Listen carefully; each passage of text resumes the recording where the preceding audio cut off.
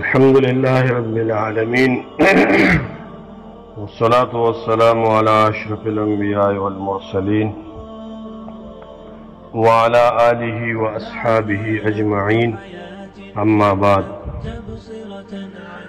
صلوا كما رأيتموني أصلي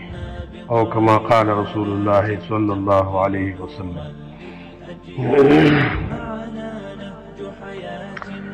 نو سړی مانځه کې قیام او د رکوع د سجدې د اعتدال خیال نه ساتي د مونځ شریعت کې څنګه دی نو د مونځ شریعت کې صحیح نه دی ځکه چې د الله نبی فرمایي چې تاسو په دې ارکانو کې په قیام کې په رکوع کې په سجده کې په دې کې اعتدال او اطمینان نه کار واخلئ او د الله نبی دغه حساب مونځ کړی دی او حکم یې کړی دی د مالک ابن حویرث رضی الله تعالی عنہ په روایت سره چې کوم امام بخاری راوړی دی صحیح بخاری کې صلوا کما رأیتمونی اصلي امر یې کړی چې تاسو داسې مونځ وکئ لکه څنګه چې ما وینئ او زه مونځ کوم د الله د نبی په طریقه باندې چې کوم مونځ نه نو الله پاک هغه نه قبلوي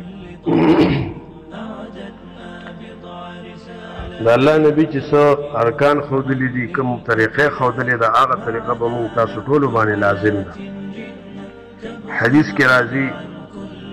امام بخاری امام ابو داود ترمذی نسائی ټولو دا حدیث راوړی دی د ابو هريره رضی الله عنه په روایت سره چې هغه ته حدیث د مسیء الصلات وای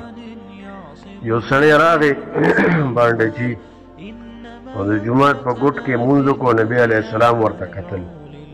او بیا راغی پر رسول الله باندې سلام واچو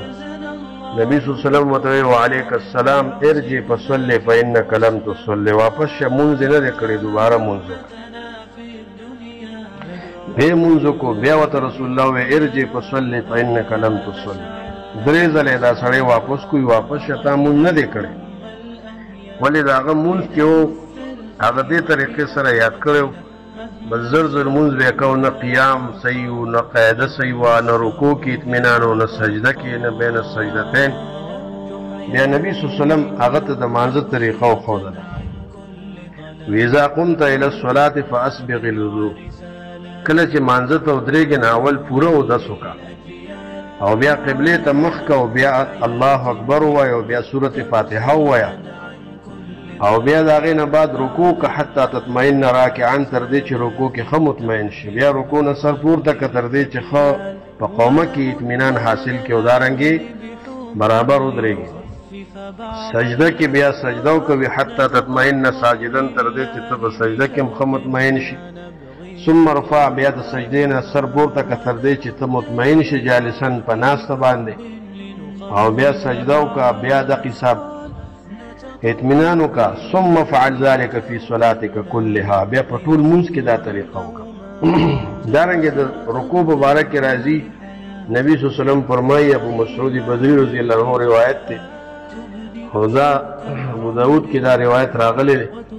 نبی صلی الله علیه وسلم فرمایي لا تجزئ صلاة الرجل حتى يقيم ظهره في الركوع والسجود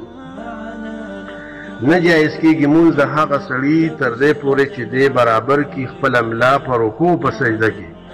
رکوع سجده کې چې د املا نی برابر مونځ نه کېږي د الله نبی فرمایي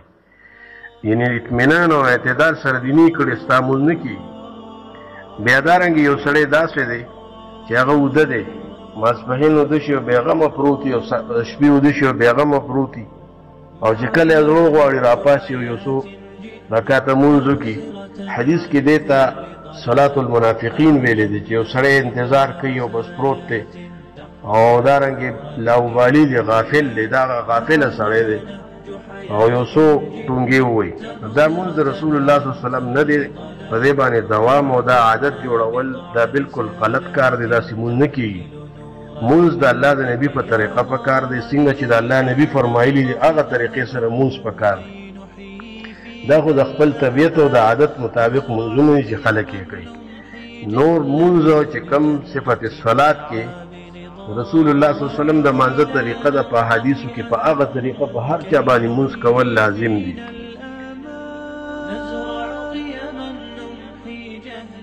للجنة نسعى